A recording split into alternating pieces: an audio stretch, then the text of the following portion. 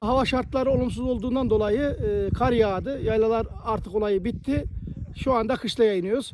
Burada görmüş olduğunuz gibi 200 koyundan fazla koyunumuz var. Allah'ın izniyle kış sezonunu bitirdi. Yayla sezonunu bitirdik. Kış sezonuna devam ediyoruz.